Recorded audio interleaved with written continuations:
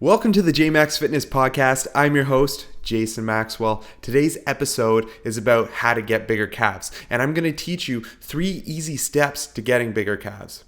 Now, the motivation behind this episode is a couple weeks ago, I was on the Propane Fitness Podcast, and it's actually not even released yet as of recording this video, but in a couple weeks or maybe a month or so, it'll be out. But we started to touch on the subject of calf training. And Jonny and Yusef on the episode were saying that they are part of Team No-Calves. Specifically, they said that they are lifers for Team No-Calves. And I felt really bad for them because it seems like when you're born, you're either born on Team No-Calves or you're born on Team Calves. And a lot of people blame this all on the genetics. And yes, you are genetically inclined to have big calves or not to have big calves, but it doesn't mean that you can't train your calves and make them grow, because you totally can. And I've seen tons and tons of people being born on Team No-Calves, and then they specifically have changed the way they trained and have worked their ass off to get great calves, and now they have some of the best calves I've ever seen, and they're like captains of Team Calves. Great examples of this. Another podcast I was hosting a couple of weeks ago, I had John Meadows on, and we were talking about calf training, and he was saying that he was part of Team No-Calves. And if you know John Meadows has probably some of the best calves in bodybuilding. I would say he's probably in the top 10 in the world that I've ever seen, with like just some fantastic calves. And he has a secret, and it's one of the steps. So there are 3 steps. First of all, step 1, you need to be training your calves every time you go to the gym, and then maybe even train them on off days. Going back to John Meadows trains his calves every single time he works out. And I know for a fact that he trains like 6 to 7 days per week. The guy is an animal, and it all comes down to training his calves. And he's been training his calves every single time he works out for the past like 10 years. So think about this for a second. You need to be training your calves every single workout if you do not have calves and you want to get calves. Now, this might sound like something crappy that you don't want to hear, but it's the truth. And sometimes you need to hear the truth. When you build calves, it's all about a grind. And you got to grind through it. It doesn't happen overnight. You got to put in the work, and then you will be rewarded if you are consistent day in and day out when it comes to your calves. A lot of things in life are like that. Life isn't handed to you on a silver platter. At least most people it isn't. So you got to work for it. And this is no different. Okay? Number 2 is you need to train those calves for at least 10 minutes every time you train them. So it's pretty self-explanatory. You just need to dedicate some time to training your calves. So I say at the very start of your workout, make it part of like your warm-up routine that you need to train your calves hard. And that's how you start every workout. If you don't have calves, make this simple step a rule for you, and you just need to follow this rule, and it makes it a lot easier to train your calves, because if you leave them until the end of the workout, sometimes you're like, don't feel like training my calves today. I'll just finish my workout and go home. But instead, you get to the gym, you train your calves. You have no other option but to train your calves, because it's the first thing that you need to do in your workout. Very simple solution. Now, step 3, you need to use higher reps.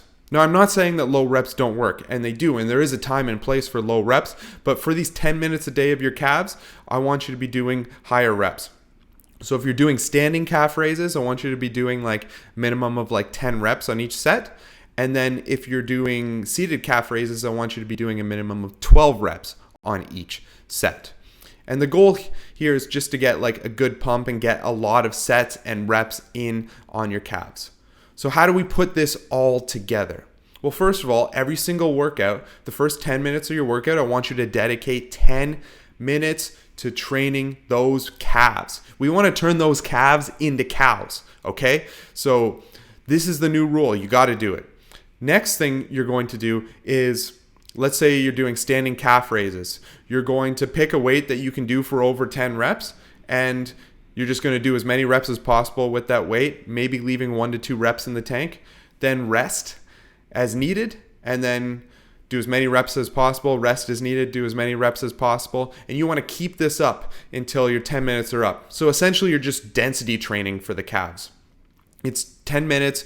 Push yourself, try to get as many reps as possible. Then next time you do that exercise, on your next workout, I'm assuming, you're going to try to do at least one more total rep. So the goal is we're building volume by doing one more rep each workout.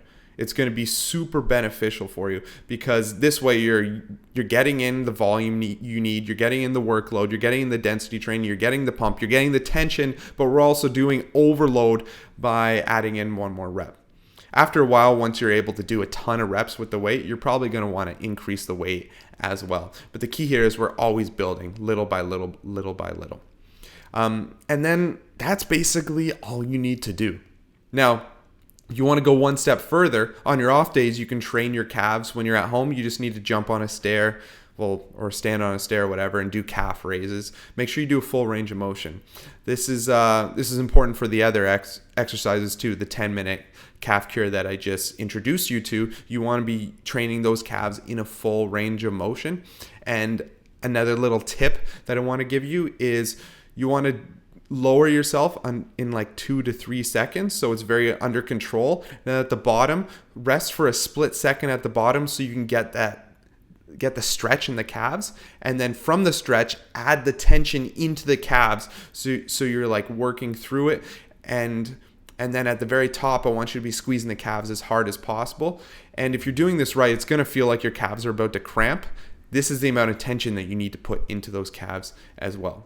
So to review everything, high frequency, train your calves for 10 minutes, high reps, and you're going to be able to build those calves. Remember, this is a grind.